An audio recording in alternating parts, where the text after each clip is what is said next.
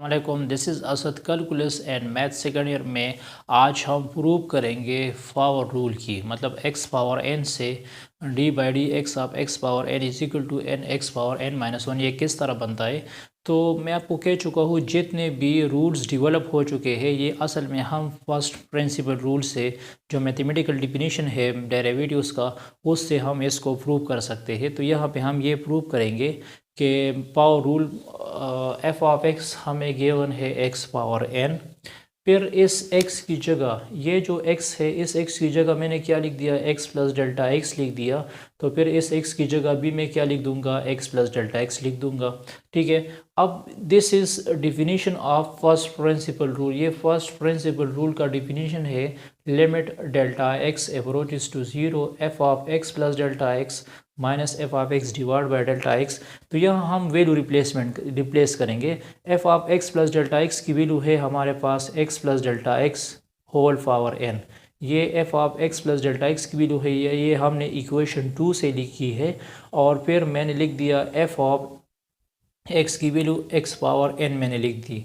ठीक है, तो अब इसकी हम सिंप्लीफिकेशंस करेंगे। तो ये जो X plus delta X power N है इसको मैं सिंप्लीफाइड करूँगा फर्स्ट बाइनोमियल एक्सपेंशन से। तो बाइनोमियल एक्सपेंशन इस तरह है, A plus B whole power N is equal to A power N. First terms का होल पावर लो A power N plus N A power N minus one B power one, फिर N into N minus one divide by two factorial A power N minus two B square. मतलब A का power जो है ये decrease होगा, ए का power क्या होगा, डिक्रीज़ होगा। और जो बी टर्म्स है इसका पावर इंक्रीज़ होगा।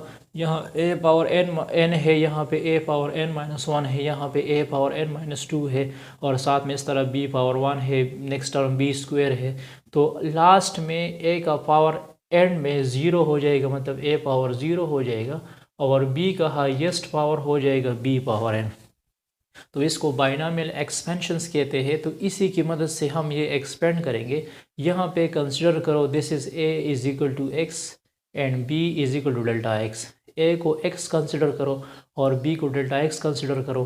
तो रिप्लेसमेंट करो, यहाँ पे आ जाएगा x power n plus N X power n minus one delta x plus N into N minus one divide by two factorial X power n minus two delta X square up to so on.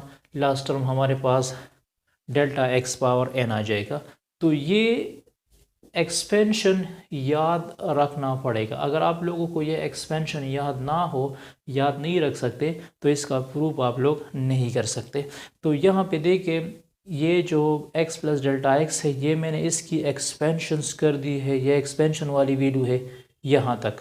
ठीक है, और साथ में मैंने x power n भी लिख दिया है। तो ये x पावर n और ये x पावर n कैंसिल हो जाएगा।